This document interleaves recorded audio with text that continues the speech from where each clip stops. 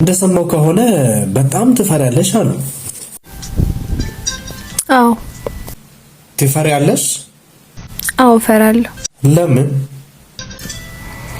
ሰው መቅረብ በጣም እፈራለሁ። የውስጤን መናገር ያለኝን መተንፈስ አዎ እፈራለሁ።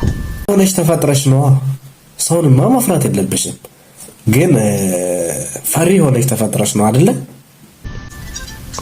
ፈሪውኝ ተፈጥሬ እኮ አይደለም። እና ምንድነው ችግሩ? ለምንድነው ፈሪ ሆንሽ? እሺ ፈሪ ሆነሽ ካልተፈጠርሽ እውነት ፈሪውኝ ተፈጥሬ አይደለም። እንደተረዳው ከሆነ የሆነ ችግር እንዳለ ነው የምረዳሽና ያን ነገር ለማብራራት እየሞከርሽ ነው። እስኪ ግልጽ አድርግልኝ። እኔ ምንም እየገባኝ አይደለም። አንዳንድ ጊዜ ወተት ነጭ ነው ካላሉኝ እኔ አይገባኝም። ስለዚህ እንዲገባኝ በደንብ ንገረኝ። ምንድነው የተፈጠረው? ውሎ ሲያድር ቀርቤ ይርቀውኝ። እንደዛ አይነት ነገር እኮ አሁን ተለምዷል። በቃ ሰው ቀርበሹ ይርቅሻል። ስትርቂው ደግሞ በሆነ ጥቅም በሆነ ምክንያት ይቀርብሻልና የራሴ አድርገዋለሁ ወይ ደግሞ ጎደኛ ነው ብለሽ ስትቀርቢው ግን ባላወቅሽው ነገር ይርቅብሻል። በዚህ ነገር ላይ ብዙም አታስቢ። በተለይ በአሁን ጊዜ በዚህ ክፍለ ዘመን እንደዚህ አይነት ነገር የምታስቢ ከሆነ ብቸኛ ሆነሽ ትቀሪያለሽ። ሁለተኛ ደግሞ ማንንም ሰው እንዳታምኚ ያደርግሻል። በዚህ መንገድ ያልተጎዳ ሰው ያለ አይመስለኝምና እስኪ ምንድነው ይሆንሽው?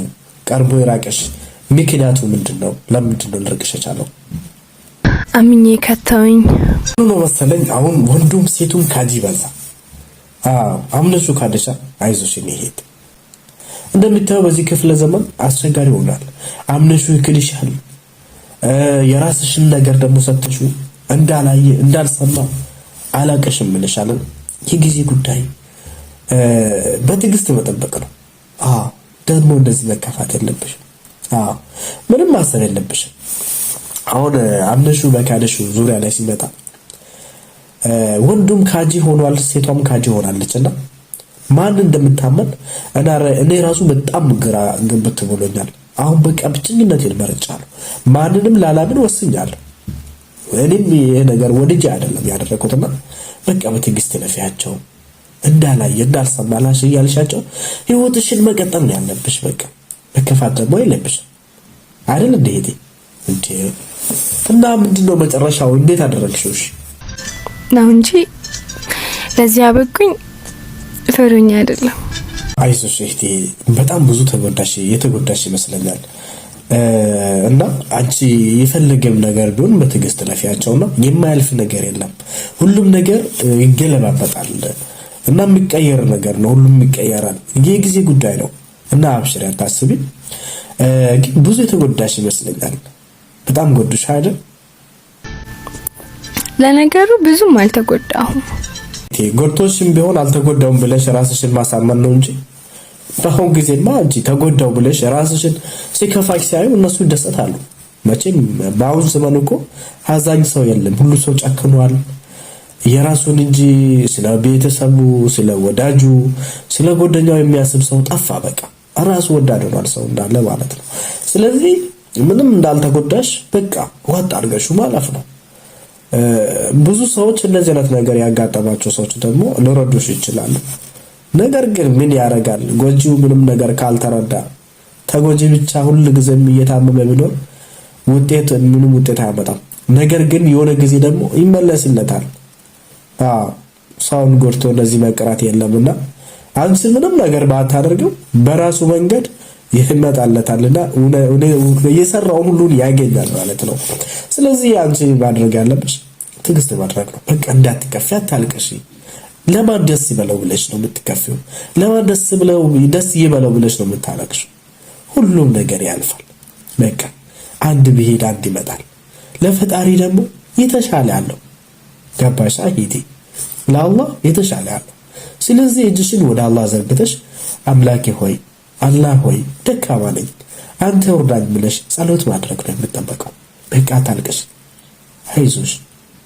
ያው ትንሽ ብሰበር ነው ግን ጠንካራ ሆኛለሁ። እኔም እያልኩሽ ያለው ይሄንን ነው። አሁንም ከዚህ የተሻለ ጠንካራ ማለት ነው ያለብሽ። በቃ ጠንካራ ሆኚ እንጂ እጅ ከሰጠሽማ እዚች ምድር ላይ ማንኛውም ነገር ላይ እጅ ከሰጣሽ በቃ አልቆልሻል ማለት ነው። ማሸነፍ እንጂ መሸነፍ የለብሽ። ጠንካራ መሆን አለብሽ። ጠንካራም ስለሆንሽ ማለት ነው። አይዞሽ። ለመጣው ለሄዶ ማልቀስም ትቻለሁ እኮ አላልኩሽም? ያ ነው የሚያዋጣሽ። በቃ ለመጣ ለሄዶ የምታለቅሽ ከሆነ አንቺ ነሽ ተጎጂ የምትሆኚ። ስለዚህ ትውት አድርገሽው በቃ የሚመጣውን አሜን ብለሽ ተቀብለሽ መኖር ነው። ካለፈው ጋራ አንቺን ከማይረዳሽ ጋራ በቃ እንደው ራስሽን የምታጨናንቂ የምታተርፍ እኮ ራስ ምታት በሽታ ነው። ገባሽ አይደለ?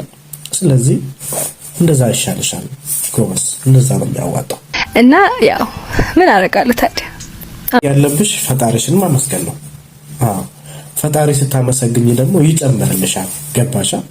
ያው እኔ እንደ አንድ ወንድም ነው የምመክርሽና ለሁሉም ነገር ላይ ያልተጎዳ የለም። እኔ አሁን አጠገብሽ ያለው ወንድምሽ የተጎዳው ሊሆን ይችላል፣ ግልጽ አድርጌ ስላልነገርኩሽ ሊሆን ይችላልና ብዙ ሰዎች እንደዚህ አይነት ጉዳት ውስጥ የተጎዱ ወንድም እህቶችም ስላሉ እነሱን ሊረዱሽ ይችላሉ። እኔም የምልሽ ያ ነገር ነውና ያለፉትን ነገር በቃ ትውት አድርገሽ ለማስተካከል ሞክሪ። አንቺ ጋርም ችግር ካለ ራስሽንም ጠይቂና በቃ ሁሉም ነገር ይስተካከላልና ቀኑን ይጠብቃል። ስለዚህ ትዕግስት አድርጊ እልሻለሁ። እንግዲህ የነበረን ቆይታ ይሄን ይመስላል። በጣም ከልብ አመሰግናለሁ። አመሰግናለሁ እንጂ